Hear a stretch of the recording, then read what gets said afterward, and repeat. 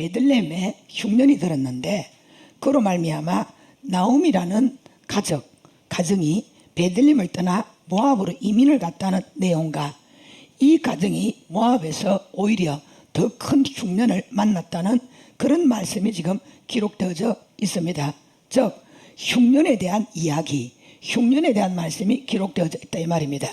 원래 흉년의 시작은 에덴 동산에 아담과 하와가 하나님이 먹지 말라고 하셨던 선악과를 따먹은 후에 최초로 인생에 흉년이 왔습니다. 이것이 창세기 3장 15절에서 19절에 지금 기록되어져 있습니다. 사망과 저주의 흉년이 왔습니다. 이로 시작하여 모든 인생은 강건하면 80년이라는 짧은 인생을 살면서도 이 흉년을 피해갈 수 있으면 얼마나 좋겠습니까? 그런데 짧은 그 인생을 살면서도 결코 흉년을 피하여 살 수 없는 신세가 되어진 것입니다. 그래서 욥은 이런 탄식을 했죠. 욥기 14장인가 그 말씀을 보면 여인에게 난 사람은 사는 날이 적고 살아가는 삶 자체가 수고와 고통과 눈물이다. 이걸 뭘 말합니까? 인간은 사는 날이 짧은데 짧은 만큼 좀 알차게 살다 가면 좋은데 짧은 만큼 행복하게 살다 가면 좋는데 인생의 연수는 참 짧은데도 그 짧은 날이 짧은 것 같지 않게 너무나 고된 인생을, 너무나 힘든 인생을, 고달픈 인생을 산다는 말입니다. 힘들다, 고달프다, 고통스럽다. 우리는 이걸 한마디로 흉년이라고 말을 할 수가 있다 이 말입니다. 지금도 우리의 삶 속에 인생에 작고 큰 문제나 고난이나 고통들이 있을 것입니다. 어느 가정에는 남편의 문제, 또 어떤 가정에는 아내의 문제, 어떤 가정에는 자녀의 문제, 또 어떤 가정에는 경제적인 문제, 여러 가지로 문제들이 많습니다. 이걸 오늘의 말씀을 비추면 남편의 문제를 인하여 그 가정에 흉년이 왔고, 아내의 문제를 인하여 그 가정에 흉년이 왔고, 자식의 문제를 통하여 그 가정에 흉년이 왔다, 이렇게 말할 수가 있는 것입니다. 돌아보면 이것은 육적인 흉년입니다. 말하면 시험거리다 이 말입니다. 특별히 흉년 중에 제일 무서운 흉년은 영적인 흉년입니다. 이 영적인 흉년이 뭐냐? 우리는 항상 육적인 흉년에만 관심이 있고 육적인 흉년이란 이 자체만을 인생을 참 괴롭게 생각하고 고달프게 생각하고 또 어떨 때는 그 흉년 자체가 우리에게는 굉장히 두려움을 주고 무거운 멍에와 십자가로 다가올 때가 많습니다. 그러다 보니까 그이가 인간사 살아가는 사람들의 모습들이 항상 인생의 흉년에 그 모든 초점을 맞추고 인생을 살아간다 이 말입니다. 그러나 실상 인생의 흉년, 즉 육적인 흉년보다 실상은 영적인 흉년이 더 무서운 흉년입니다. 그런데도 영적인 흉년에 대해서는 관심이 없다 보니까 그이가 육적인 이 인생의 흉년에 대하여 거기만 매달리가 살아간다 이 말입니다. 또 영적인 흉년이 뭐냐? 하나님의 은혜가 있어야 우리가 살아가는데 내게 하나님의 은혜가 없습니다. 이거는 뭘 말하느냐? 은혜가 사라져버린 흉년. 이런 흉년이 오면 괴로워서 못 삽니다. 또한 말씀이 들려지지 않는 흉년이 있습니다. 말씀이 들려지지 않는 흉년이란 우리가 말하는 말씀이 들려지다는 이것은 마음의 길을 말하는 것이지 육으로 달린 길을 말하는 것이 아닙니다. 하나님은 예수를 믿고 구원받고 하나님의 자녀가 된 사람에게 특별히 영적인 길을 허락해 주셨어요. 왜 영적인 길을 허락해 주시느냐? 하나님의 말씀은 예수 믿지 않는 세상 사람들이 들을 수 있는 말씀이 아닙니다. 그래서 처음 교회를 그냥 막 억지로 끌려오던 이렇게 다가오면 말씀에 목사님의 말씀이 무슨 말인가 하나도 안 들려져요. 여러분 귀는 있는데 왜 어떤 일은 들려지고 어떤 일은 안 들려질까? 교회를 다니는 성도들은 들려지는데 만약에 예수 안 믿는 세상 사람들이 왔을 때 도무지 뭔 말인지 무슨 말인지 왜 모를까? 그들은 하나님의 말씀을 들을 수 있는 귀가 없기 때문입니다. 중요한 것은 불신자가 하나님의 말씀을 들을 수 있는 귀가 없다는 것은 100번 이해가 돼, 1000번 이해가 돼. 왜? 그들은 하나님과 상관없는 사람이기 때문에. 제일 기가 찬 것은 예수 믿는 우리가, 하나님의 자녀라는 우리가 하나님의 말씀이 들려지지 않는다. 이거는 굉장한 문제고 무서운 일입니다. 그래서 우리 주님이 라오디아 교회 성도들에게 안약을 사서 바르고 하나님의 살아계신 말씀을 잘 들을 수 있도록 그렇게 하라고 지금 말씀을 하셨죠. 여러분, 말씀이 들려지지 않는 흉년, 이런 흉년이 오면 길이 보이지 않습니다. 은혜가 사라져버린 흉년이 오면 사람이 괴로워서 평안이 없어서 못 살아요. 그죠? 말씀이 들려지지 않는 흉년이 오면 길이 보이지 않는다 이 말입니다. 왜? 주의 말씀은 빛이요 우리가 가는 길에 등이라 있기 때문에 말씀이 들려져야 내 인생에 길이 보이기 시작하는 거예요. 아멘. 기도가 막혀버린 흉년, 말 그대로 기가 찬 거죠. 이런 흉년이 오면 해결 방법이 없습니다. 여러분, 영적인 흉년이 이래서 무서운 거예요. 기도가 막혀버리면 해결 방법이 없어요. 어떤 일을 만난다 할지라도 절대 기도의 흉년이 와서는 안 된다 이 말입니다. 인생의 흉년은 우리가 육적인 부분으로 남편의 문제, 아내의 문제, 자녀의 문제, 직장의 문제, 이런 인생의 흉년은 우리에게 은혜가 있고 우리에게 말씀이 있고 기도문이 열려 있으면 시간 차이뿐이지 다 해결되게 되어 있어요. 왜? 은혜가 바로 그 문제를 해결할 수 있도록 우리에게 정말 은혜를 주시고 말씀이 그 문제를 해결할 수 있도록 길을 열어주시고 기도가 그 문제를 해결할 수 있도록 하나님이 응답하신다. 그래서 인생의 흉년은 은혜가 있고 말씀이 있고 기도문이 열려 있으면 다 해결되어집니다. 그런데 저와 여러분의 삶에 영적인 흉년이 오면 다른 길은 없으니 이 영적인 흉년이 무서운 것입니다. 이런 영적인 흉년이 무섭다는 것도 영적인 사람들만 아는 것이지 육적인 사람은 절대 알 수 없는 것입니다. 그래서 교회 안에 영적인 사람들은 영적인 흉년이 무서워서 벌벌 떨고 육적인 사람들은 인생의 흉년이 올까봐 벌벌 떨고 살아가는 것입니다. 영적인 사람이 영적인 흉년이 올까 두려워하는 사람은 어지간한 육적인 흉년이 와도 두려워하지 않습니다. 왜냐? 영이 살아있기 때문에. 그런데 만약에 내 삶에 영적인 흉년이 따왔다. 그때는 인생의 흉년이 맞물려 버리면 이거는 어마어마한 사건이 터지기 때문에 이게 무섭고 두려운 것입니다. 육신의 것을 위하여 사는 사람은 영의 흉년이 있는 줄도 모르고 잘 먹고 잘 살면 만사 오케이입니다. 그러나 영의 것을 위해 사는 사람은 영적인 흉년을 굉장히 무서워하며 사는 것입니다. 그리스도인이라면, 여러분이 정말 예수 믿고 구원을 받았다면, 하나님의 자녀라면 인생의 흉년을 두려워하지 말고 영적인 흉년을 두려워할 수 있는 사람이 되어야 됩니다. 왜 자꾸 예배라고 하느냐? 이 하나의 예배가 여러분 단순한 것 같죠? 하나님이 우리에게 주신 어마어마한 특권입니다. 여러분 예배 가운데 일어나는 영적인 상황을 보지를 못하고 알지를 못하여 아주 이 예배가 예사롭게 보여서 예배를 빠졌다가 왔다가 예배를 빠지는 것을 우습게 생각할지 모르지만은 이 예배는 여러분 끝으로 볼 때는 우리끼리 이렇게 되어지지만은 영적으로 보면 하나님의 보좌에서 이 예배드리는 자리까지 엄청난 일들이 벌어지고 있다는 사실을 아셔야 되는 거예요.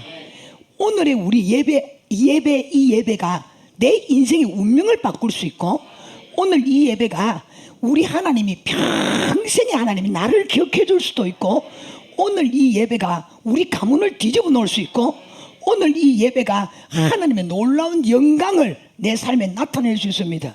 그러니까 예배를 중요시 여기는 거예요. 좌우지간에 하나님과 나와의 관계에서 이루어지는 그 어떤 것도 정말 중요하지 않은 것이 하나도 없습니다. 그래서 우리는 천국 가는 그날까지 인생의 흉년은 어차피 당연한 거 아니겠습니까?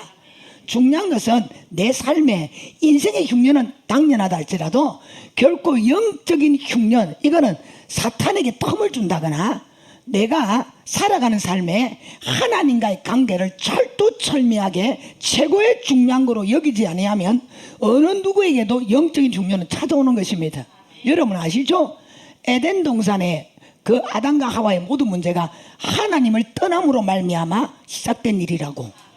왜? 지가 하나님이 된다는, 저그들이 하나님이 된다는 그 말에 넘어갔다는 말은 하나님을 섬기지 아니하고 내가 하나님의 자리에 가겠다는 거 아니에요. 그 생각을 했던 그 조차가 하나님을 떠난 거예요.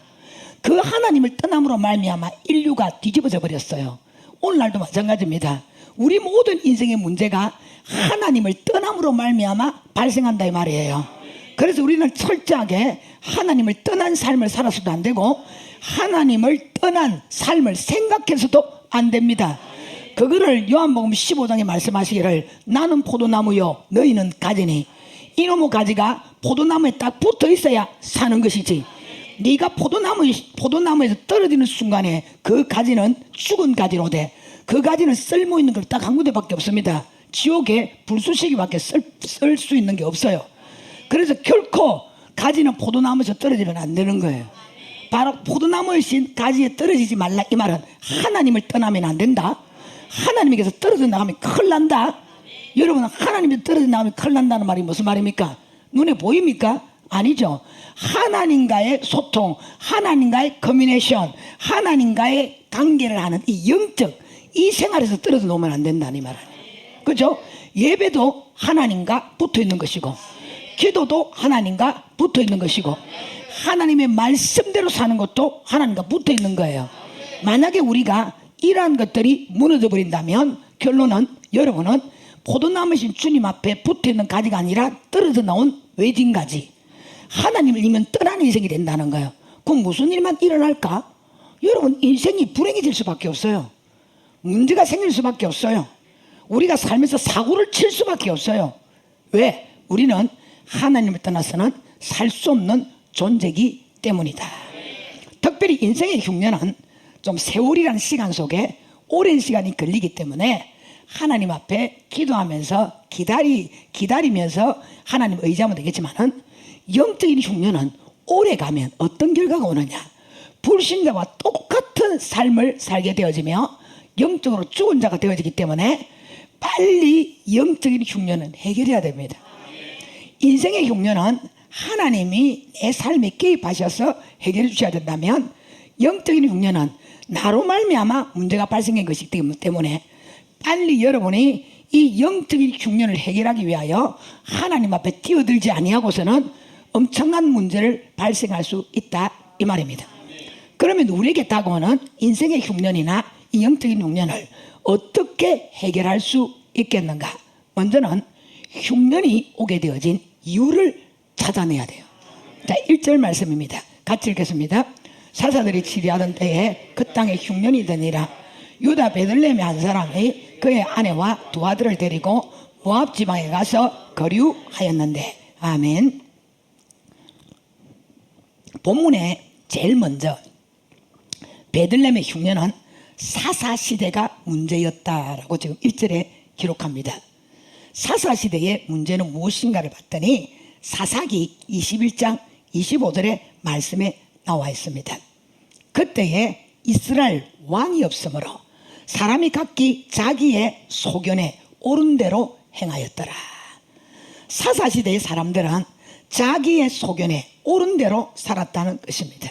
즉 자기 생각대로 자기 뜻대로 살았다는 말씀입니다. 그리고 이어서 룻기 1장 1절에 말씀이 연결되어 있습니다. 사사들이 치리하던 때에 그 땅에 흉년이 드니라. 베들레헴의 흉년의 원인은 인본주의가 그 원인이었다 이 말입니다. 인본주의가 뭐냐? 인간이 가지고 있는 본성대로 살아가는 것이 인본주의라고 말합니다. 그래서 지금 사사기 21장 25절에 뭐라고 그랬습니까? 그때 이스라엘에 왕이 없으므로 자기를 주관하고 자기를 주장하고 자기를 리드하고 자기를 지배하는 왕이 없었다는 것입니다. 여러분 왕이 없으니까 자기 마음대로 살아갈 수밖에 없겠죠. 마찬가지잖아요. 예수님이 우리의 왕이십니다. 그 예수님을 자기의 왕으로 삼고 살아가는 사람은 왕이 예수 그리스도 왕 되시는 주님이 우리를 이끌어 가신 대로 따라가요. 그런데 예수님을 왕으로 모시지 않는 사람은 바로 역시 지금 성경에 놓은 사사시대에 자기의 소견대로 왕이 없으므로 자기의 소견대로 자기가 옳다고 생각하는 대로 살아왔던 그 시대로 그 사람은 돌아가게 되는 거예요. 그럼 결과 어떻습니까? 그 사람은 인본주의적인 삶을 살게 된다는 거예요. 방금 인본주의가 뭐라고 그랬습니까? 인간이 가진 본성대로 사는 것을 말하는 것입니다. 예수 믿는 사람들은 하나님이신 은혜를 붙잡고 말씀을 붙잡고 주님의 그 형상을 성품을 하면 영성으로 살아가는 사람이지 본성으로 사는 사람들이 아닙니다. 그래서 사사기 21장 25절 말씀해 보니까 그 인간의 본성대로 살아가는 사람의 모습을 이렇게 말하지 않습니까? 사람이 각기 자기의 소견에 옳은 대로, 이 말은 자기의 본성대로 행하였더라 이 말입니다. 여기에서 베들레헴의 흉년을 만난 이유가 나왔습니다. 또 흉년을 만난 나오미 가정의 흉년의 이유가 바로 1절 말씀에 나왔는데, 베들레헴의 흉년이 왔다고 베들레헴을 떠난 것이 또다시 겹쳐 흉년을 만난 이유였습니다. 인생의 그 어떤 흉년도 여러분 돌아보면 이유 없이 찾아오는 것은 하나도 없다는 것을 우리에게 보여주시는 것입니다. 왜냐?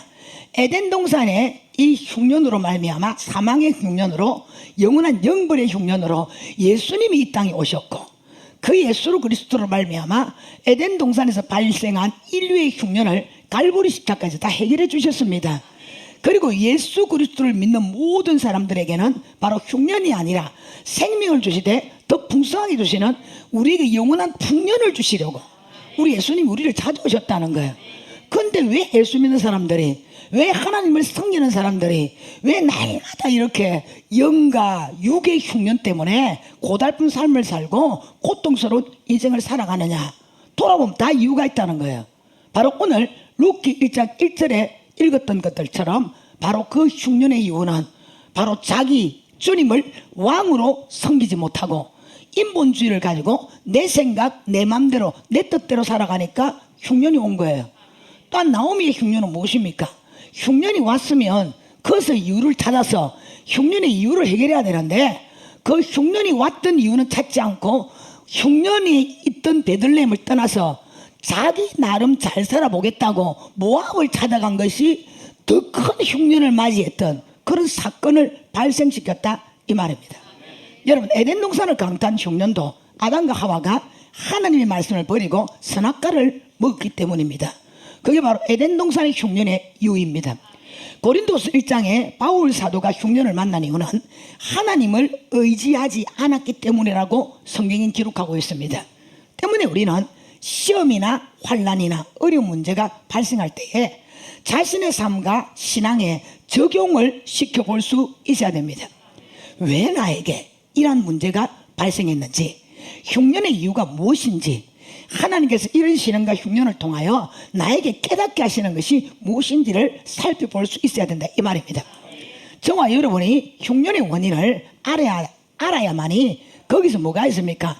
해결책이 나올 수 있고 해결할 수가 있다 이 말입니다. 본문의 나오미가 모압으로 가는 바람에 흉년을 만났지만은 더 큰 문제는 남편이 죽었을 때에 그 남편이 죽음으로 말미암아 다가온 이 흉년의 이유를 찾아보고 알았어야 됐습니다. 그런데 남편과 두 아들이 다 죽기까지 흉년의 이유를 알려고 하지 않았다는 말입니다. 이게 더 큰 문제를 발생시킨 것입니다. 오늘 우리가 나오미처럼 자기 문제는 해결할 생각도 하지 않고 잘못된 것은 고칠 생각도 하지 않고 흉년이 사라지기만 목이 빠지라 기다리고 있으니 이게 점차 큰 문제로 확산이 되어지는 것입니다. 하나님은 우리가 흉년을 만났을 때에 그 흉년 속에 하나님의 뜻을 감추어뒀기 때문에 우리는 분명히 그 이유를 알아야 되고 분명히 그 이유를 찾아내야 됩니다. 만약 우리가 흉년의 이유를 알지 못한다면 흉년이 결코 해결될 수 없습니다.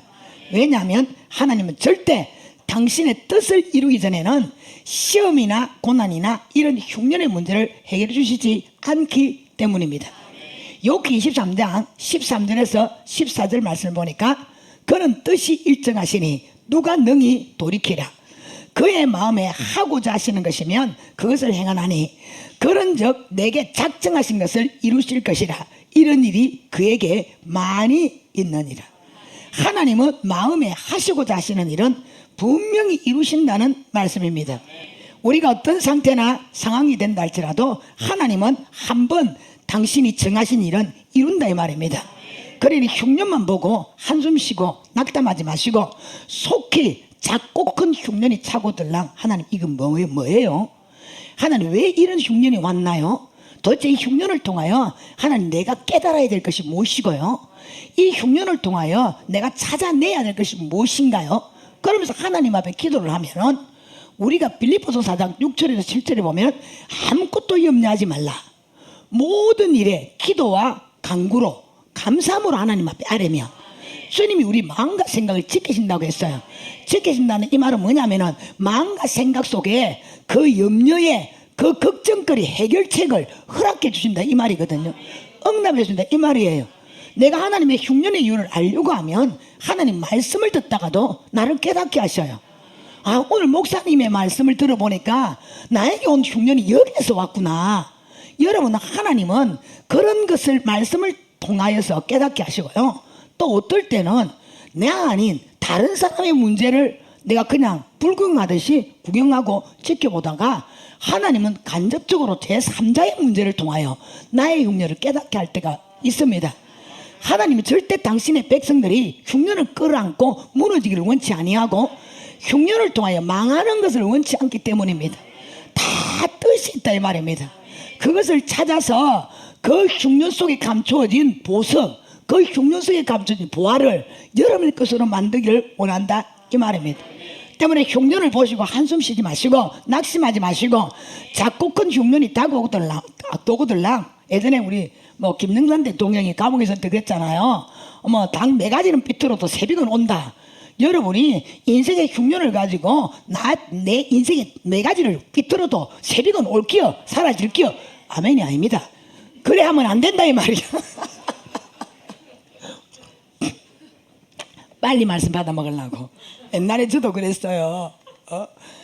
새벽이 있으면 새벽이 오면 당 네 가지는 삐뚤어도 새벽이 온다 그 유명한 말을 남겼잖아요. 우리도 그럴 때가 있다 이 말입니다. 흉년으로 내 네 가지를 삐뚤어도 언젠가는 사라지겠지. 이런 굉장히 아주 태평성대를 이루는 이런 흉년을 보내려고 하는 사람 있다 이 말입니다. 여러분, 세월이 지나면 흉년이라는 색깔도 연해지겠지요. 왜냐하면 내가 섭득해서 내가 이제 체질화가 되어지면 별로 겁나지도 안 하고 무섭지도 않습니다. 그리고 대대로 되라 캔세라세라가 나오기 때문에 인간은 막가파가 되기 때문에 그게 결코 어떻게 시간이 지다 보면 지치다가 일어났다가 낙심했다가 원망했다가 비가 왔다가 눈이 왔다가 그러다가 2023년 24년이 다가오는 거예요. 여러분, 그러면요 아무리 새가 바뀌고 달리건 찢어내도 그 흉년은 고스란히 여러분의 몫이 되는 것입니다. 그럼 발전이 없습니다. 전진이 없습니다.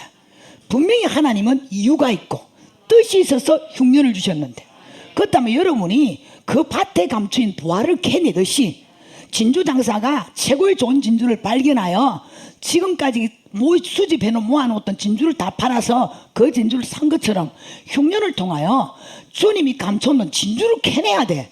보화를 캐내야 돼.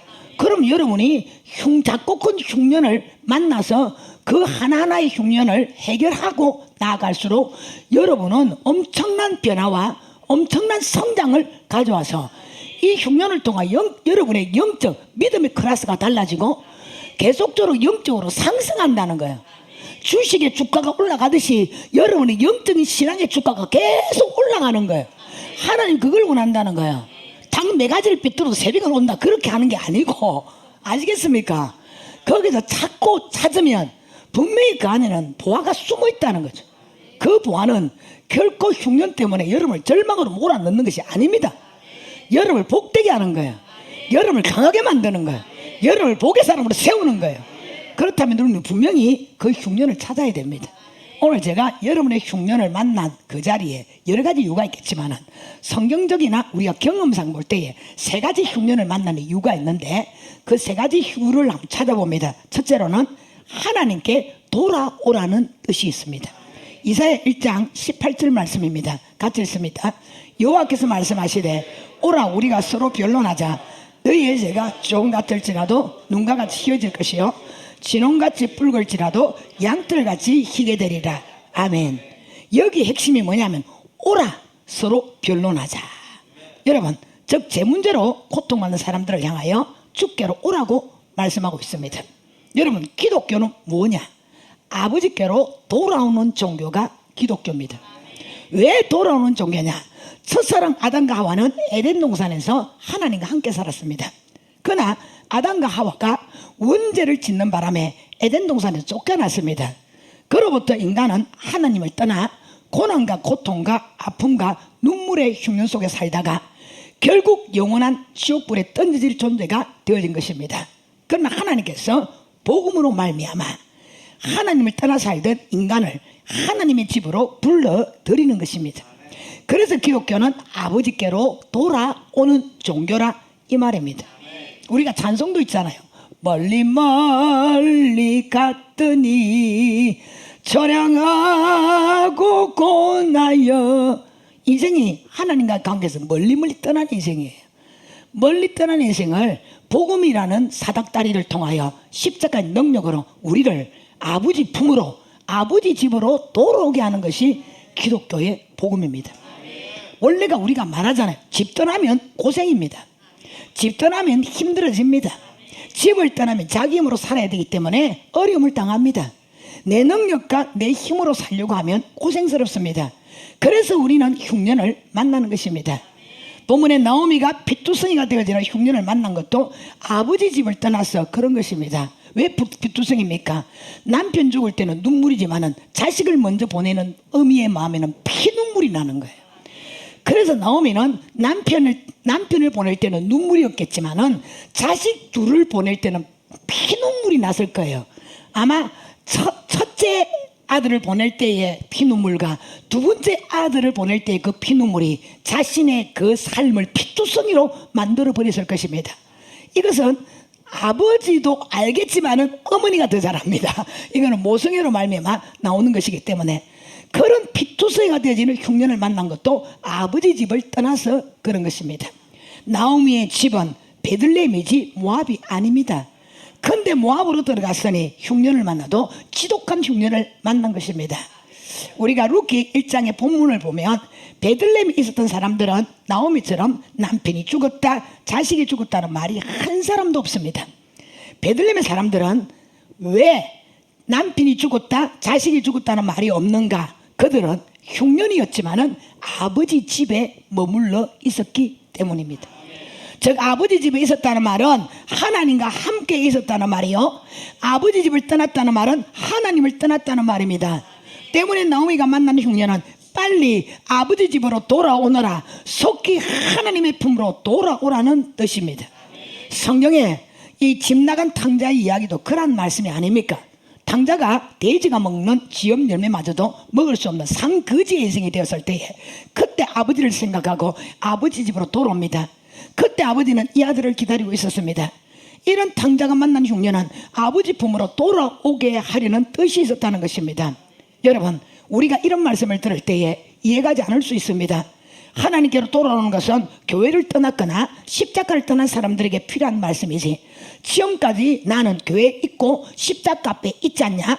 이 시간도 하나님 앞에 예배를 드리는데 뭘 자꾸 하나님께로 돌아오라고 하느냐라는 생각이 들 수도 있습니다. 근데 디모데후서 3장 5절의 말씀에 보면 이런 말씀이 있습니다. 경건의 모양은 있으나 경건의 능력은 부인하는 자니. 바울은 디모데에게 이 같은 자들에게서 네가 돌아서라 이렇게 말씀하고 있습니다. 경건의 모양만 가진 자들과 어울리지 말라는 것입니다. 그들과 함께하지 말라는 것입니다. 왜 함께하지 말라고 합니까? 사람은 무리의 법칙이라 자기는 경건의 능력을 가진 이 사람이 경건의 모양만 가진 사람과 같이 하다 보면 내가 가진 경건의 능력을 빼앗길 수 있고 소멸시킬 수 있다는 거예요. 그래서 경건의 모양새만 가진, 교회 다니는 꼴만 가진, 예배 자리만 그냥 죽지고 앉은 그 경건의 모양만 가진 그들과 함께 하지 말라는 것입니다. 그들에서 놓으라는 것입니다. 누가복음 6장 46절 말씀에 보니까 예수님께서 제자들을 불러놓고 하신 말씀이 있어요. 너희는 왜 나를 주여 주여 말하면서도 내가 말하는 대로 행하지 않느냐? 여러분, 인생을 사는 게 예수님과 상관이 없이 산다는 것입니다. 마태복음 12장 46절 50절에는 예수님께서 사람들을 모아놓고 병자를 고치시면서 말씀을 전하고 계시는데 한 제자가 예수님께 와서 이런 말을 합니다. 밖에 주님의 어머니와 동생들이 왔습니다 라고 이렇게 말을 하는 것입니다. 그때 예수님께서 희한한 말씀을 하십니다. 누가 내 어머니며 내 동생들이냐라고 하시면서 말씀을 듣고 있던 무리들을 손으로 가리키면서 바로 이 사람들이 나의 어머니와 동생들이라고 하시는 것입니다. 그리고 그 뒷말씀에 뭐라고 말씀하시냐 그러면 보라라고 말씀을 하셨어요. 뭘 보라 말입니까? 이 사람들이 나의 어머니와 동생들이다 보라. 지금 현재 예수님의 발 앞에서 말씀을 듣고 있는 이 사람을 보라는 것입니다. 이 사람이야말로 하나님과 함께하는 사람이고, 이 사람이야말로 아버지 집에 가는 사람이고, 이 사람들이야말로 진정한 예배자다, 이 말 아닙니까? 그때 어머니 마리아 동생들은 밖에 있었습니다. 이걸 영적 의미로 해석하자 이 말입니다. 바로 밖에 있었다는 말은 예수 밖에 있었다고 생각하셔야 돼요. 삶의 행동이 예수와 상관이 없다. 그러면서 마지막에 이런 말씀을 하셨어요. 누구든지 하늘에 계신 내 아버지의 뜻대로 하는 자가 내 형제요 자매요 어머니다 라고 기록되어져 있습니다. 은혜 안에 있어야 되는데 은혜 밖에 있는 사람, 이 은혜가 없다는 말이죠. 말씀 안에 살아야 되는데 말씀 밖에 있는 사람, 말씀이 없다는 말이에요. 하나님의 뜻 안에 있어야 되는데 하나님의 뜻 밖에 있는 사람, 내 뜻대로 산다는 말이죠. 예배 안에 있어야 되는데 예배 밖에 있는 사람, 형식만 예배 드리는 사람이죠. 바로 예수님의 육신의 어머니와 동생들이 밖에 있었던 것처럼 신앙생활을 하는데도 항상 예수 밖에서 살아가는 거죠. 여러분, 껍데기만 왔다리 갔다리 하고 항상 형식만 갖추고 그 안에 참 능력이 없습니다. 주여 주여 믿습니다라고 말은 하는데 전혀 믿는 자께 살지 않습니다. 이게 바로 성경이 말하는 하나님을 떠난 사람이다. 하나님을 떠난 사람이다. 나는 지금도 예배 자리에 있다 착각하지 마십시오. 왜 그러면 주님이 하나님의 교회 안에 가라지가 있다고 해서 원수가 가라지를 씹었다고 말합니까? 왜 주님이 맷돌을 둘이가 갈다가 하나는 데려감을 당하고 하나는 버려둠을 당한다고 말합니까? 왜 슬기로운 처녀는 5명은 올라가고 5명에게 미련한 처녀는 올라가지 못합니까? 왜 양이 있고 왜 염소가 있습니까? 같이 신앙생활 했는데, 같이 예배자리에 앉았는데, 같이 기도했는데, 찬양했는데, 오른편에는 양떼는 주님과 함께 했던 사람, 아버지 집에 있었던 사람, 왼편에는 염소는 아버지 집에 있었지만 그거는 모형이고 외형이었고 실질 속 사람은 아버지와 함께하지 않았던 사람. 이게 완전히 구분이 되는 것입니다. 우리의 마음이 하나님과 멀어지면, 우리의 삶이 하나님과 멀어지면 흉년이 오게 되어 있습니다. 그래서 흉년이 오는 이유 중에 하나가 우리의 마음과 삶이 하나님 밖에서 맴돌지 말고 하나님의 안으로 돌아오라는 말이에요. 예수 안에 살아라는 말이에요. 말씀 안에 살아라는 말이에요. 주와 함께 살아라는 말이에요. 그래서 흉년을 첫째 주시는 그 이유가 아버지께로 돌아오라.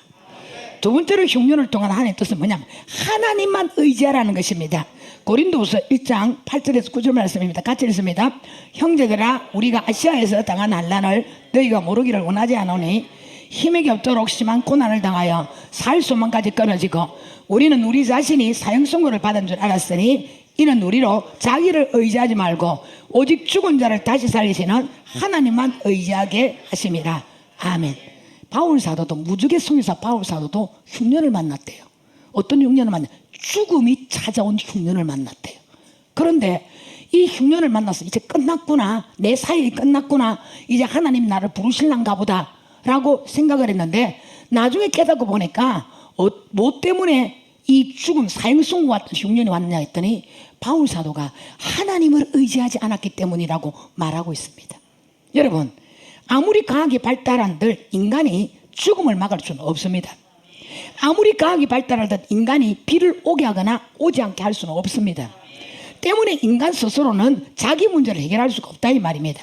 하나님만이 모든 것을 주장하십니다.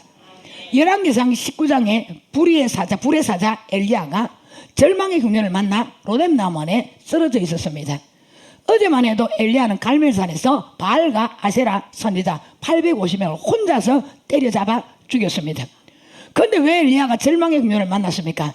그 당시 아합왕의 아내가 이세벨 왕비였는데 이 여자는 악독하게 거지없는 여자였습니다.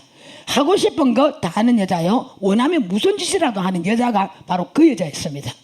바로 엘리야가 죽인 850명의 선지자가 이 여자가 쏙처럼 부리는 사람들이었는데 엘리야가 한꺼번에 때려 죽였다는 이야기를 듣고는 엘리야에게 이런 통보를 했습니다. 네가 내 선지자를 죽인 그대로 나도 너를 죽이겠다. 이 말을 딱 듣는 순간 엘리야가 죽었구나 하는 생각이 들었습니다. 원래가 이 여자는 선지자를 참 많이 죽인 사람이에요. 아마 모르긴 해도 이세벨이 너 죽인다는 통보를 받았을 때에 엘리야의 생각 속에 이 여자가 지금까지 선지자 때려 죽인 일들이 이 막 떠올랐을 거예요. 이 사람도 저 여자한테 죽었는데, 이 선지자도 저 여자한테 죽었는데, 이렇게 죽었고 저렇게 죽었지 않은 생각을 했을 수도 있습니다. 이런 생각 엘리야를 점령하니까 엘리야가 두려움에 잡혀버린 것입니다. 뭘 보고 알 수 있느냐? 로뎀나무 아래서 하나님께 살 소망이 없다고 자기 생명을 불러가 달라고 기도한 것을 보면 그렇게 알 수 있다 이 말입니다. 그렇다면 엘리야가 왜 흉년을 만났습니까? 갈멜산에 불 내려주신 하나님을 의지하지 않았기 때문입니다. 무적의 사도 바울 사도가 왜 죽음의 흉년을 만났습니까? 하나님을 의지하지 아니하고 자기 스스로를 의지했기 때문에 흉년을 만난 것입니다.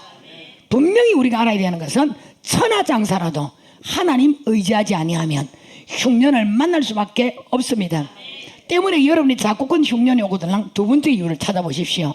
내가 하나님을 의지하고 사느냐, 사람을 의지하고 사느냐, 아니면 나를 의지하고 살아가느냐. 여러분 이 생각을 해보고 흉년이 오거들랑 정말 여러분이 하나님 아닌 다른 것을 의지하고 있다면 돌이켜 하나님만 딱 의지하시기를 바랍니다. 마지막 세 번째로 흉년을 주시는 이유가 뭐냐? 축복을 주시기 위함입니다. 자, 욥기 42장 12절 말씀입니다. 같이 읽습니다. 여호와께서 욥의 말년에 욥에게 처음보다 더 복을 주시니 그가 양만 4천과 낙타 6천과 소천 결이와 암나기 1,000을 두었고. 아멘. 뭐라고 말하냐면 여호와께서 욥의 말년에 욥에게 처음보다 더 복을 주시니. 여러분 욥이 당한 고난, 그 고통의 흉년 여러분 알고 있죠? 욕기 모르는 사람 없잖아요. 그런데 고난과 고통의 흉년을 통하여 하나님이 뭘 하셨냐면은 욥의 인생이 가지고 있던 축복 그 처음보다 더 엄청난 복을 주셨다 이렇게 말합니다. 이건 뭘 말하나? 흉년은 우리에게 축복을 주시기 위한 하나님이 계획이 있고 뜻이 있다 이 말입니다. 오늘까지 우리가 이렇게 살아올 수 있던 것은 풍년을 만났기 때문만은 아닙니다. 흉년과 풍년을 만나는 가운데서 오늘에 이르렀습니다. 그러면 오늘에 이르기까지 흉년은 왜 왔고 풍년은 왜 왔습니까? 여러 가지 이유가 있지만 한 가지를 꼽자면 축복을 위함입니다. 우리가 지난날 흉년을 만난 이유도 축복을 받기 위함이었습니다. 즉 여러분이 믿음의 사람이 된다거나 여러분이 거룩한 사람이 된다거나 여러분의 기도가 응답이 된다거나 하나님의 역사가 일어나는 모든 것 누린 것 이게 축복이었다 이 말입니다.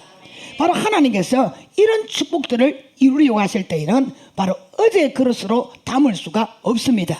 그릇은 뭘 말하냐? 그릇은 우리 자신을 말하는 것입니다. 어제의 그릇으로는 어제까지의 복을 담아 누렸기 때문이라는 거죠. 바로 오늘의 누릴 축복은 어제까지의 낡은 그릇이 아니라 오늘의 복을 담을 수 있는 새 그릇이 필요한 것입니다. 그래서 예수님은 새술을 담으려면 낡은 가죽부대를 버리고 새 가죽부대를 준비하라고 하신 것입니다. 저나 여러분이나 어제까지의 나라는 그릇으로 얼마나 많은 복을 담아 누렸습니까? 여러분은 그 복이 작다고 생각할지 모르겠지만 실상은 하나님은 우리의 그릇에 비하여 넘치는 복을 주셨습니다. 여러분 이건 여러분이 인정하셔야 돼요. 우리는 오늘의 나라는 존재가 존재할 수 있을 만큼의 복을 받을 수 있는 사람이 아니었어요. 하나님이 거저 주시는 은혜로 우리를 이렇게 축복의 사람으로 만들어 주신 것입니다. 우리가 가진 그릇으로는 전혀 가능이 없는 일들을 행하시면서 축복을 누리게 하신 것입니다. 그런데 하나님이 오늘 우리에게 시험을 주시고 시련을 주시고 고통과 아픔의 흉년을 주셨다면 어제까지 그릇은 낡아질 대로 낡아진 데다가 그릇이 너무 작아 더 이상의 복을 담을 그릇이 안 된다는 것입니다. 그래서 하나님이 새롭게 주실 복을 담기 위해서 새 그릇을 준비하고 큰 그릇을 준비시키는 과정이 우리에게 찾아오는 흉년입니다. 그러니 흉년은 축복의 위장 전술이라는 거예요. 여러분 욥의 결말을 보세요. 욥기 42장 12절에서 17절에 이 핵심 포인트만 잡아서 딱 말씀드리면 이렇게 기록되어 있습니다. 여호와께서 욥의 말년에 욥에게 처음보다 더 복을 주시니 모든 땅에서 욥의 딸들처럼 아리따운 여자가 없었더라.